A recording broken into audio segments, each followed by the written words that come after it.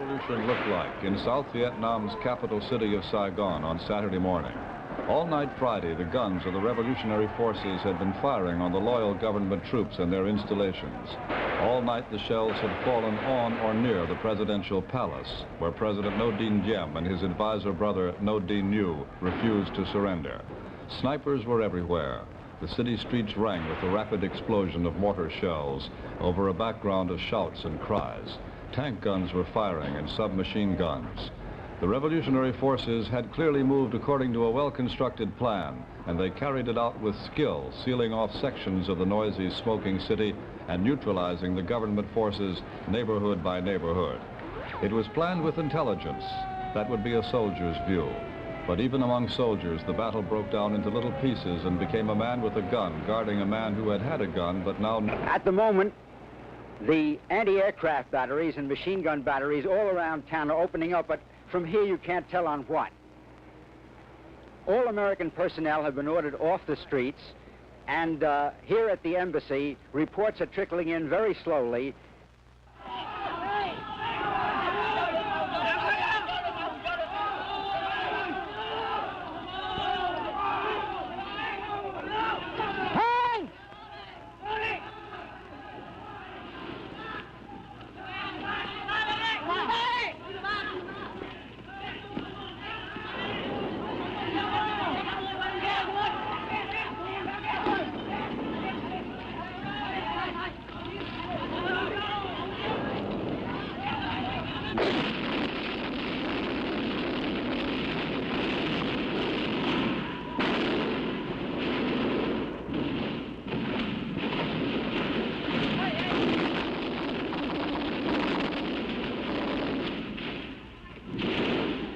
This is Saturday in Saigon. The battle for the city went on for 18 hours, and most of it was centered on the presidential palace, where two men stubbornly held out until the end. This is the palace.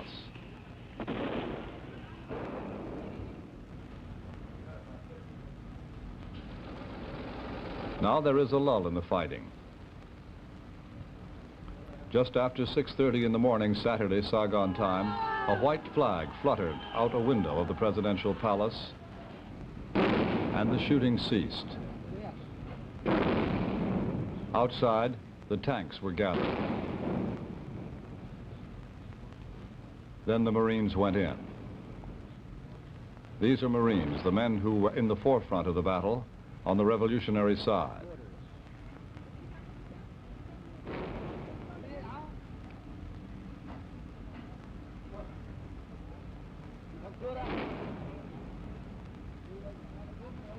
Moving through a door that obviously is strong and obviously was meant for defense. That's the white flag, a Marine in scorn waving it out the window.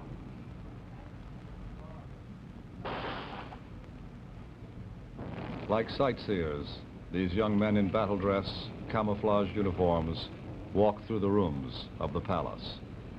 First looking and then taking.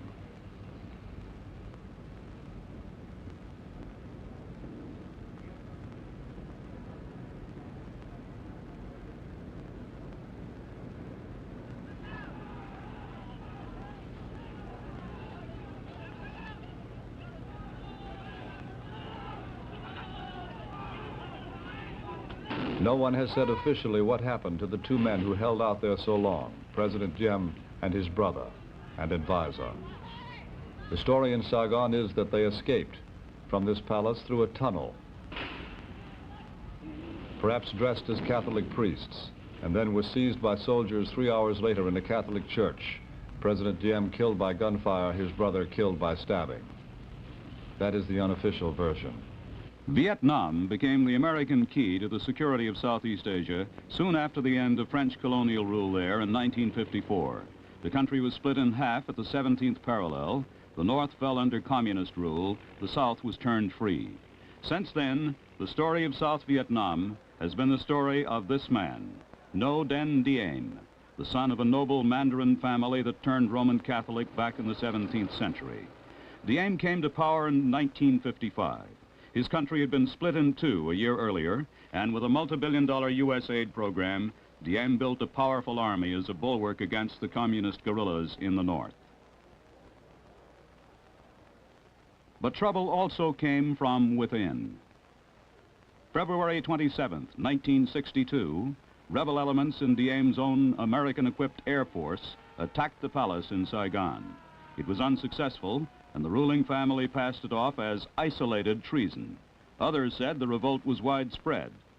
President Diem took no chances. He moved into a new palace, guarded by his own private army. But certain conditions could not change. Roman Catholic Diem ruled a country that was two-thirds Buddhist. He considered opposition and treason synonymous. Diem gave favored treatment to Catholic institutions, and when the Buddhists demanded equality, they were met by strong-arm tactics. The responsibility for Buddhist repression fell to the man behind Saigon's political throne, Diem's brother, No Den Nu. Nu stayed behind the scenes until his death, and had it not been for his fiery, outspoken wife, Madame Nu, Diem's brother might have permanently hidden himself in the background of palace politics. Since May of 1962, when Buddhist opposition broke into the open, Nu had the job of suppressing it. American involvement in Vietnam has been constant and costly since the French were pushed out. At least 61 American lives have been lost in battle with the communist Viet Cong. 16,500 American troops are in Vietnam now, ostensibly training and advising the native army, but often as not, getting into the thick of the anti-guerrilla war. $2.5 billion in American aid have been poured into Vietnam thus far, aid that's now running at the rate of $500 million annually. The war is a slow, slogging process through rice paddies and jungle that are friends to the guerrilla fighters. A struggle of another sort was born in the Buddhist temples of Vietnam. The country's religious majority claimed oppression by the Catholic minority. They chose a violent and grisly form of protest: suicide by fire, a flaming death that effectively brought the world to attention. This awesome scene was repeated time and again, but it made no impression on the government, least of all Madame Nu. She gave her blunt reaction to CBS News correspondent Peter Kalischer in Saigon. What have the Buddhist leaders done comparatively? The only thing they have done, they have barbecued one of their monks, whom they have intoxicated, whom they have abused the confidence. And even that barbecuing was done not even with self-sufficient means, because they used imported gasoline. There was reaction from the Diem government, August 21st, 1963. No Den Nu's elite special forces raided Zaloi Pagoda and other Buddhist temples. 500 monks and nuns were arrested. In Washington, President Kennedy had reacted to previous excesses by sending Republican Henry Cabot Lodge as his new ambassador to Saigon. The change helped ensure bipartisan support for the administration's policy in Vietnam, a policy that turned tough on the Diem regime, but even a cut in U.S. aid did not create any observable change. Repression, arrests, harassment, if anything, increased. Students joined the Buddhist protest and were arrested just as quickly. The Diem regime charged that the Buddhists had joined a communist alliance to overthrow the government. Others argued that the monks were expressing widespread unrest and dissatisfaction with Diem's autocratic rule and the failure of his economic policy. The domestic revolt was a potent threat to the war against the Viet Cong. Washington became increasingly concerned that the religious issue would jeopardize new anti-communist military campaigns. The beginning of the end came with a grave warning from President Kennedy in this interview with Walter Cronkite. The president turned to selective cuts in American aid as a last-ditch effort to liberalize Diem's policy, but Diem's treasury was well padded, and even after we stopped payments to his private army, those troops continued their police activities in Saigon. They ignored American pleas to turn to the fight against the guerrillas. These are the last films of No Den Diem taken in Saigon last weekend. Here he reviewed part of the military power that U.S. dollars and Diem's own fiery spirit had built. But the president ruled the military with an iron hand, playing one commander off against another. In the resulting political intrigue, South Vietnam found a revolutionary leader, General Duong Van Minh, seen here in better days with the late Diem. He's known as Big Men to distinguish him from another South Vietnamese general, Little Men. Big Man was a welcome name to Americans. He's a proven anti-communist warrior. In fact, his success in the field brought him to such national prominence that President Diem, concerned that men might become a threat, removed the general from command. With that demotion, Diem, in effect, set up the circumstances that brought about his own downfall and death. Whatever is done against Vietnam will be felt in America too. It is not enough to try to kill or subdue the duly elected leaders of a country just because one wants to transform that country into a satellite. To kill or to subdue is easy, but what will happen afterwards? Treason does not pay, and nobody can rule Vietnam with just money and puppets. We do not live alone. The whole world has its eyes on Vietnam and knows perfectly well what is going on there. In spite of all the distortions and blackouts directed by that international communist propaganda network, which has become so strong. Only wanted to give to Vietnam its own identity, which cannot be the same as the one wanted by those few Americans. General Diệm, the supposed leader of the coup, is highly praised in the American press. But is he supposed to rule the Americans or the Vietnamese? And all those who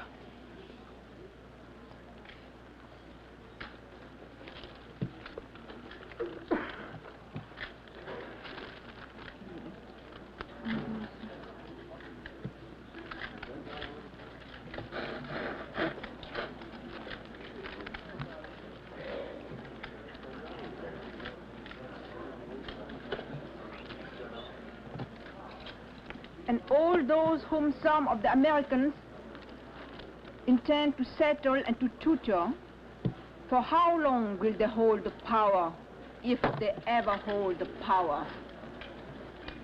I repeat, and all those whom some of the Americans intend to settle and to tutor, for how long will they hold the power, if they ever hold the power? It's over. It's over. A long nightmare is over. A criminal dream in which the United States too long pretended that a family regime like Diem's, a family tyranny, really represented the people of the country. These are the people. The students, the ordinary people of Saigon cheering the troops, giving them bread, giving them bananas.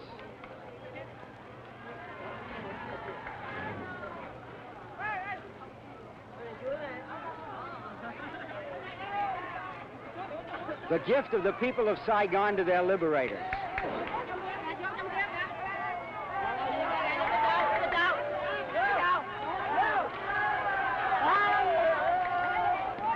These troops have been fighting all night, they're hungry, and the people know it.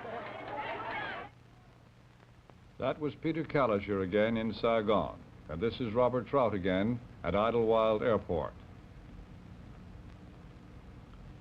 All these scenes after the 18-hour battle was over, the aftermath of the revolutionary fighting in the capital city.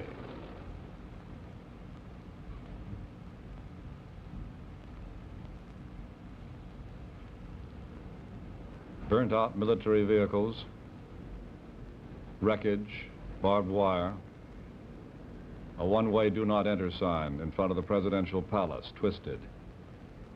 The debris of war, even though a short battle. There are weapons to be collected and to be stacked now that the fighting is done.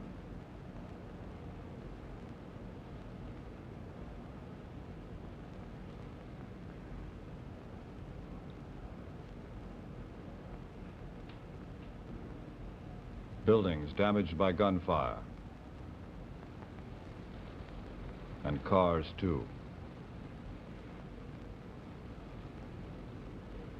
And men.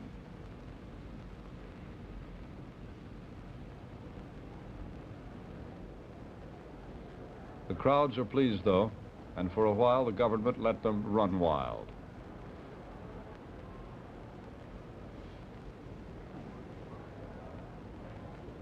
Through the streets, at first aimlessly, then dancing the Western dances that had been forbidden by Madame New, the tango and the twist in the streets of Saigon.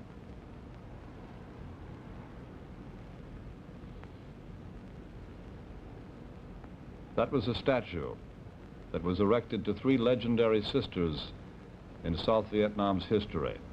It was said to resemble Madame New, and it was torn down.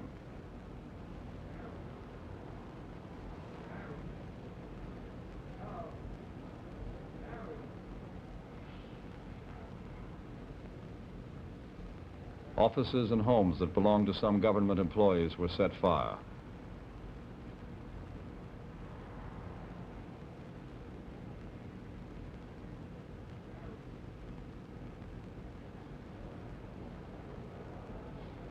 This is not the wreckage of war, but the wreckage of the jubilant celebration afterward.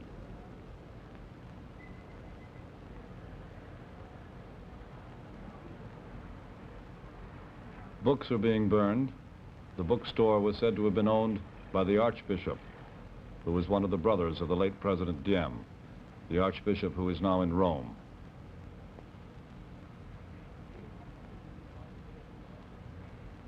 A small witness.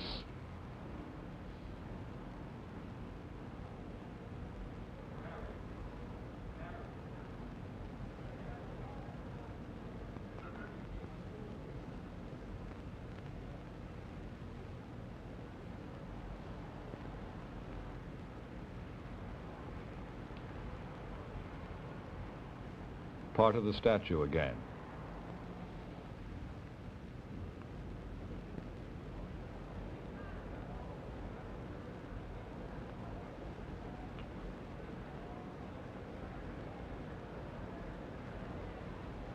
Finally, after many hours, the crowds are told by the troops to behave, to restore order, and to stop the general celebration.